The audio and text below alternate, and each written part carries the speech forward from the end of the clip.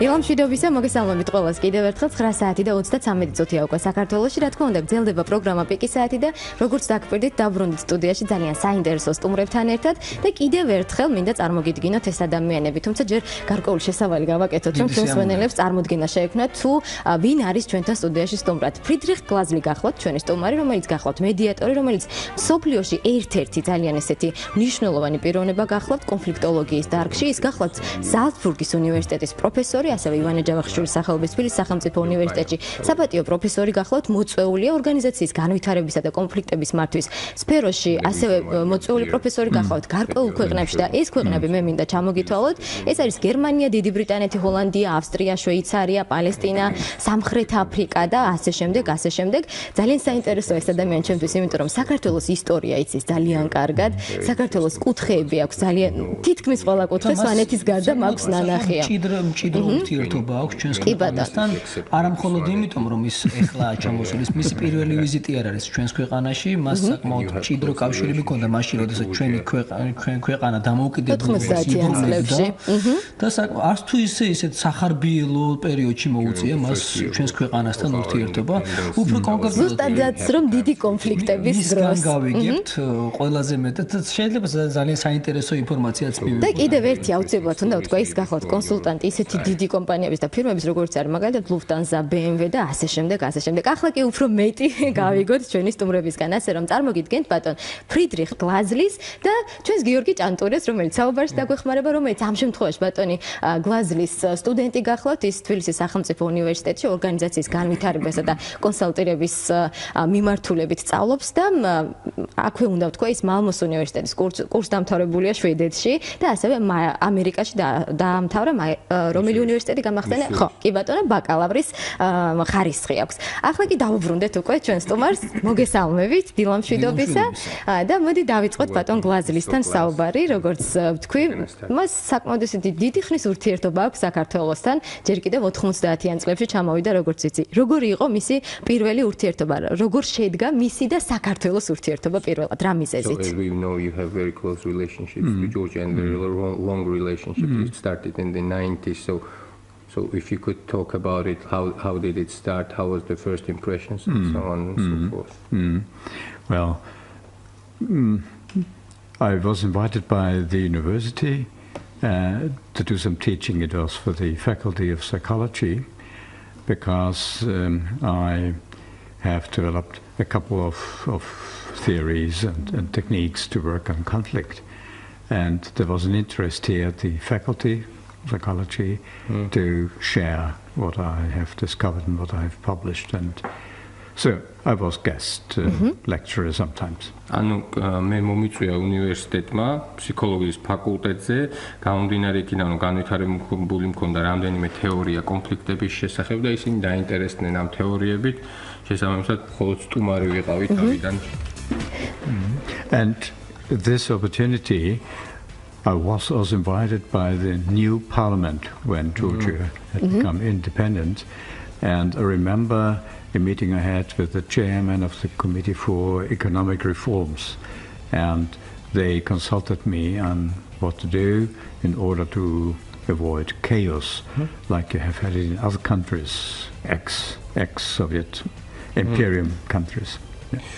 და მოკლედ ეს იყო ჩემთვის რაღაც ახალი შესაძლებლობა და ასევე გარდა იმისა, რომ უნივერსიტეტმა მომიწვია, ასევე მომიწვია ახალმა პარლამენტმა, ახლად არჩეულმა პარლამენტმა, მე მქონდა შეხვედრა ეკონომიკის რეფორმების პარლამენტში ეკონომიკის რეფორმების ხელმძღვანელ თავმჯდომარესთან და მათთან გავიარე კონსალტინგი თუ როგორ უნდა აირიდო ქაოსი ესეთ ახალ ეპოქაში, პერიოდში. ძალიან საინტერესოა ზვიად გამსახურდიასთან ურთიერთობა მისი, იმიტომ რომ მე რამდენადაც ვიცი, რჩეველი იყო გარკვეული პერიოდის განმავლობაში. როგორ გაიცნო პირველად და როგორ შედგა ასევე მათი ურთიერთობა? It was very interesting to hear your relationship with the former president Zviad Gamsakhuldiyeva. As we know, you were advising him on certain issues. So what was your relationship, if you could talk about it too? Okay. It came also via the university. His father was a very famous poet, also famous outside Georgia, and we knew that in the electoral campaign he was pleading for a a liberal and social democratic system. So I got in contact with him via the university, and he consulted me because he was worried about, let's say, the troubles which you had in other parts of the former Soviet Union, where different ethnic or religious groups became aware of their own identity and had difficulties to accept the old Soviet regime. So the problem was, could there maybe a kind of a war, a civil war within the country, and what can one do to prevent this? თვითონ ზვიად გამსახურდიაც გავიცანი უნივერსიტეტის მეშვეობით, მე ვიცი რომ მისი მამა იყო ძალიან ცნობილი მწერალი და თვითონ გამსახურდია მისი კამპანიის პერიოდში უფრო იხრებოდა ლიბერალ სოციალიზმისაკენ და ის იცნობდა რეგიონში სიტუაციას და ძალიან შეწუხებული იყო იმით რომ ეთნიკურ უმცირესობებს გაუჩნდათ სურვილი რომ გამოეყვნენ ქვეყნებს შესაბამისად ის იყო დაინტერესებული თუ რა გზები არსებობდა იმისთვის რომ თქვათ არ წარმოშობილიყო პატარ-პატარა კონფლიქტები ქვეყანაში და ამის არიდებისათვის რა შეიძლებოდა ჩვენ გაგვეკეთებინა შესაბამისად ის მას სჭირდებოდა კონსალტინგი ანუ რჩევები ამ მიმართულებით კი ბატონო, გასაგებია. კონფლიქტის მიმართულება ეს არის ის დარგი, რაც ამდენი წლის განმავლობაში ის მუშაობს. მით უმეტეს საქართველოს კონფლიქტური სიტუაციები იცოდა მან ძალიან კარგად და დღემდე იცის. ძალიან საინტერესო ამ პერიოდის განმავლობაში, როგორ იცვლება კონფლიქტის მოგვარების მეთოდები, როგორ იცვლება ზოგადად კონფლიქტის აღქმა. რა შეიცვალა ამ ძალიან დიდი ხნის განმავლობაში, რაც მას უწევს მუშაობა ამ მიმართულებით? So basically you work on conflictology and you're very aware of the issue. You have long history with the conflictology and especially in the the Georgian case, the Georgian situation, and it's very interesting to understand what has changed in this time period in terms of methods that you deal with, the way you deal with conflicts and perceptions. So basically how you solve conflicts and how you deal with them. Are there any changes? I can't really compare how it is in Georgia. I'm also working in Armenia, but also if I'm only paying a visit once a year or two times a year, then it's difficult to generalize. But I can tell you what has changed, let's say, in Central Europe, in Western Europe, and because this has an influence on what will be developed here in the eastern parts of Europe. And it is that there is more and more, there's a growing acceptance of non-violent means of dealing with conflict, like mediation. Mediation is an old thing. It's already thousands of years old. And in the old traditional mediation, new psychological and other research results have been integrated. So communication theory and conflict psychology, etc. So it is enriched actually with modern science results, research results, and this is something which is accepted more and more and applied in industry, banks, insurances, in public administration, even in politics, among political parties, in government, and so on.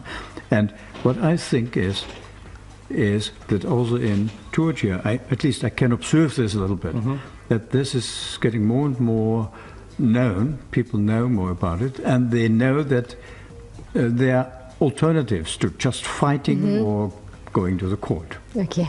Gheorghi.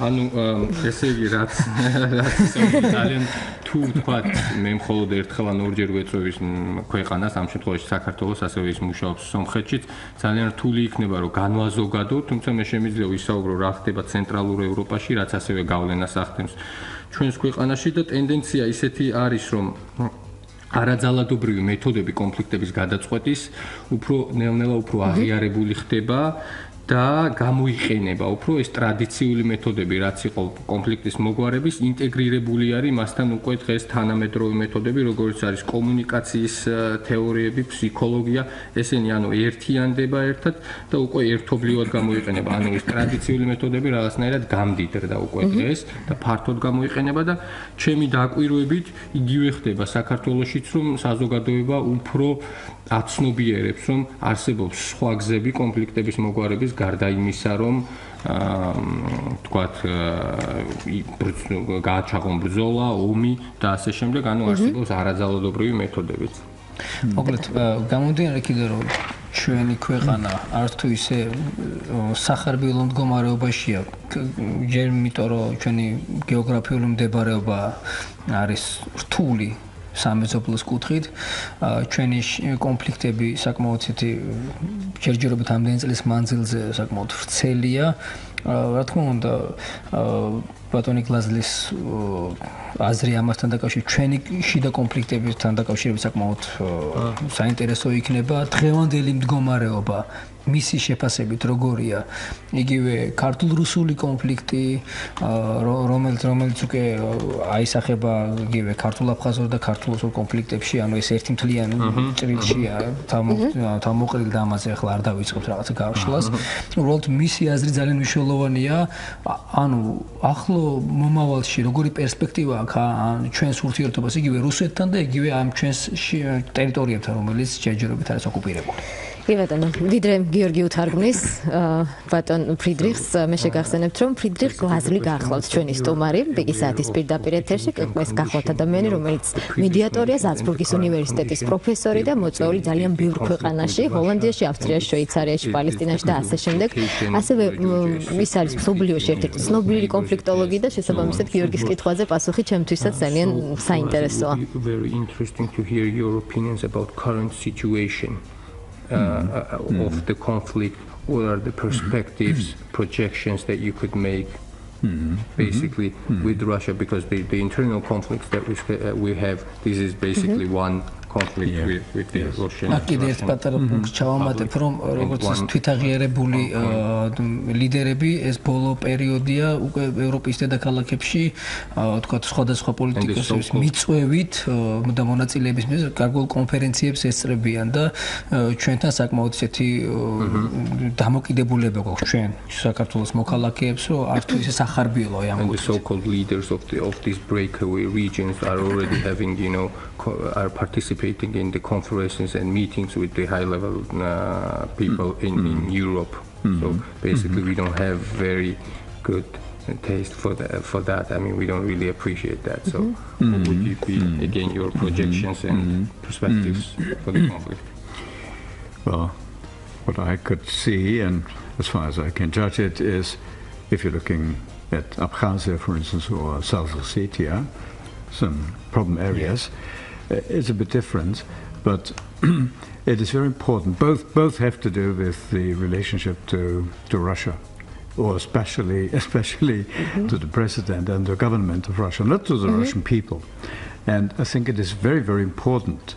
And I'm always pleading for this, namely not to interrupt meetings and talkings. Although you feel, well, there has been aggression and you distrust, etc., but it is very important, just in a situation of conflict, not to stop talking, not to stop communication, but even to increase. But it's good to invite any third party, like I know that Switzerland has played an important role in the past, also when it was about the membership of Russia in the International World Trade Organization. It had played a very important role, and it is very, very useful that your country, Georgia, would also appeal to other non-aligned or neutral countries in order to please, could you take initiatives, could you do something to invite to talks, etc. And I can tell you there are more secret talks than the public knows, because it would not be good if they would be in the media. But it's not a long story. მე როგორც შეგვიძლია დავაკვირდე და განსაჯო, ასე ვთქვათ, აფხაზეთის და სამხრეთ ოსეთის სიტუაციები, რა თქმა უნდა, შეიძლება ითქვას, რომ რაღაც მხრივ განსხვავებულია, ორივე რა თქმა უნდა დაკავშირებულია რუსეთის ფედერაციასთან, თუმცა უნდა ვთქვათ, რომ დაკავშირებულია მის მთავრობასთან და პრეზიდენტთან და არა ხალხთან. მთავარი ამ სიტუაციებში არის თუნდაც კონფლიქტის პერიოდის განმავლობაში, რომ არ შეწყდეს კომუნიკაცია, შეხვედრები და არ იყოს მხოლოდ კონფლიქტი, ანუ კონფლიქტის დროსაც კი უნდა გაიზარდოს კომუნიკაცია და ეს აუცილებელია, რომ არ შეწყდეს. შესაძლებელია, რომ ამ დროს ჩაერთოს მესამე მხარე, მაგალითად წარსულში შვეიცარია იყო ძალიან აქტიურად ჩართული ჩვენს პროცესებში, მსოფლიო სავაჭრო ორგანიზაციაში, როდესაც ჩვენ გვქონდა ურთიერთობა რუსეთთან, იქ მონაწილეობდა ძალიან აქტიურად და შესაძლოა საქართველოს მიმართოს თქვა სხვა ქვეყნებსაც, რომ მათ მიიღონ ჩაერთონ ამ პროცესებში და თქვა ასე რაღაც მხრივ მედიატორის როლი შეასრულონ.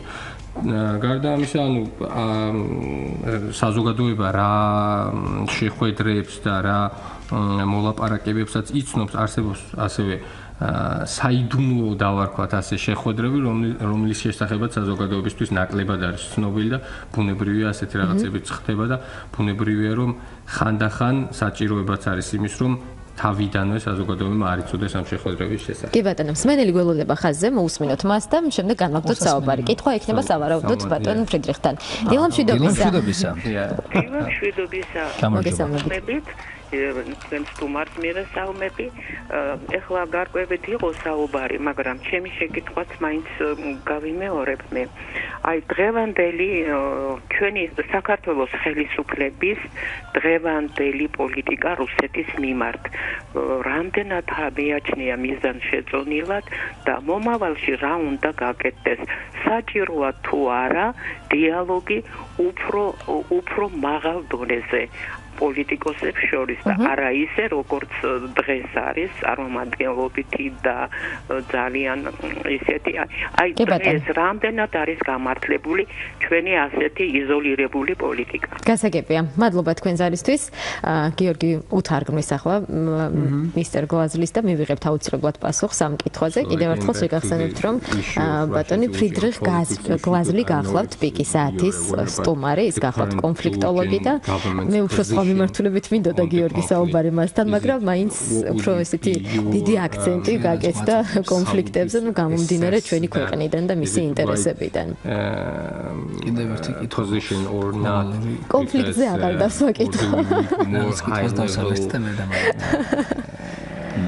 high level communication with the Russian Federation because is it right to have this isolated politics currently or not? But again, I don't know how much you're aware of the current government's position.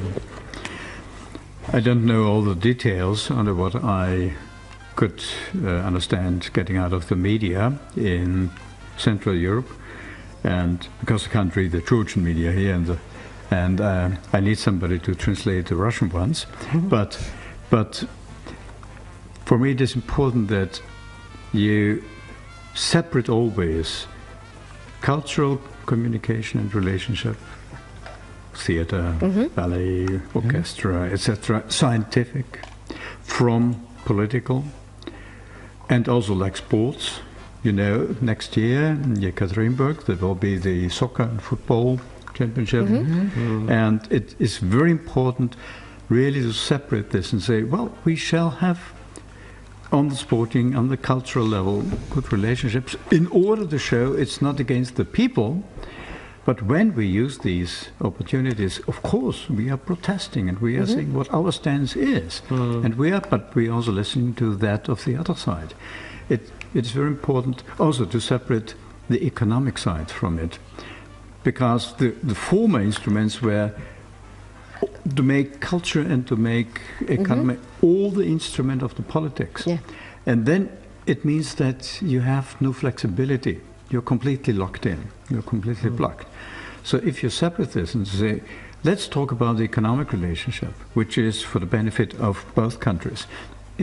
Let's talk about increasing cultural relationship, etc., then this will have an influence on the public opinion and also produce some kind of pressure also on the governmental side.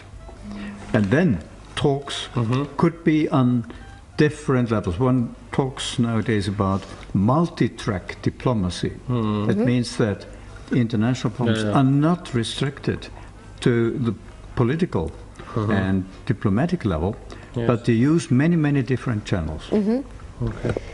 Gheorghe, თარგმნოთ? კი, ესე იგი, რაც ილაპარაკა რომ დეტალებს მე ხა შეიძლება ესე არ ვიცნობდი, თუმცა რასაც ვეცნობი მედიაში, ქართული მედია მეტნაკლებად ინგლისურად ითარგმნება და ვიცნობ, რუსულისთვის ცოტა თარგმანი მჭირდებაო. ძალიან მნიშვნელოვანია რომ ჩვენ განვაცალკევოთ სხვადასხვა საკითხები, მაგალითად კულტურული საკითხები და ამას საქართველოს რომ აკეთებს ძალიან მნიშვნელოვანია, სპორტული საკითხები, მსოფლიო ჩემპიონატი იმართება რუსეთში და აუცილებელია რომ ასეთ თემებში ეკონომიკური საკითხები მონაწილეობა მივიღოთ, თუმცა რა თქმა უნდა, უბრალოდ არ უნდა მიიღო მონაწილეობა, იმ მონაწილეობის დროსაც უნდა დააფიქსირო ის პროტესტი, რასაც შენ გამოხატავ და ასევე უნდა მოусმინო მეორე მხარესაც თუ რას ამბობს ის ეკონომიკურ მხარეზე ისაუბრო რომ ეს ძალიან მნიშვნელოვანი ფაქტორი არის და აქ უნდა დაინახოს ორივე მხარემ რა სარგებელი აქვს მას სხვა შემთხვევაში ანუ წინა ინსტრუმენტები ანუ ადრინდელი ძველი ინსტრუმენტები იყო რომ ყველაფერი გაერთიანებული იყო პოლიტიკაში ანუ ყველაფერი იყო პოლიტიკა და მოქნილობა შესაბამისად იკარგებოდა ქვეყნები იყვნენ მოკლედ ამ მახეში გაბმულები პოლიტიკის მახეში გაბმულები შედეგად ხედავთ იმას რომ საზოგადოებაზე ეს უფრო მეტ საზოგადოების მხრიდან უფრო მეტი შემდეგ მოთხოვნა არის და მეც თხოვენ მთავრობებს კი ბატონო ამის შედეგად. ძალიან კარგი. დასასრულისკენ სულ რამდენიმე წუთი დაგვრჩა და აუცილებლად იმ პროგრამაზე უნდა ვისაუბროთ, რომლის გამოც დღეს რეალურად ჩვენს ქვეყანაშია ბატონი ფრიდრიხი. ამ პროგრამის შესახებ, რა თქმა უნდა, მისი აზრი მაინტერესებს, ამ ეტაპზე რას უკითხავს ის სტუდენტებს და შემდეგ შენ უნდა კითხო გიორგი აუცილებლად. პროგრამის შესახებ მოგვიყვეს. Your opinion about the program itself that you're teaching. ქართულ სტუდენტებზე რა სიტყვის? Can you say about Georgian students? We'll two of them here. Well, together with Noda Balkania, the professor in psychology, we developed this concept of organization consulting, including conflict management. Because whenever you try to change something in an organization, either you discover that there are hidden conflicts and they come up to the surface, or unfortunately you are producing conflicts because people are bound to the old structure and old way of doing. Now they have to change. So the concept is, and the aim is, to teach people how to design and how to implement such changes in a way that there's a real development, there's a real progress, and that energy is not wasted or lost because you push some change and then people resist for many, many good reasons. They resist. And then everything is actually in vain, what you have done.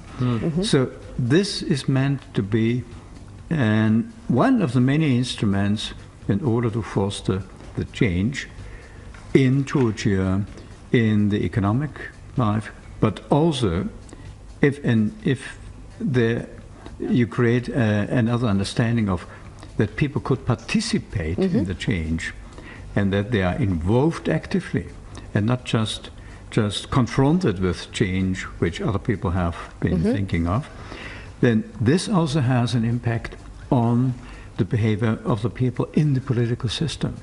It helps them to become a more, I would say, mature citizen and to participate also in the society and political level in a democratic system in a more effective way. Okay. ესე იგი ორგანიზაციული განვითარების პროგრამა, რომელიც მე შევიმუშავე ბატონ ნოდარ ბელქანიასთან, რომელიც არის პროფესორი ფსიქოლოგიის ფაკულტეტზე, მოიაზრებს ორ მთავარ თემას, ერთი არის ეს ორგანიზაციული განვითარება და მეორე კონფლიქტების მართვა, ანუ მენეჯმენტი.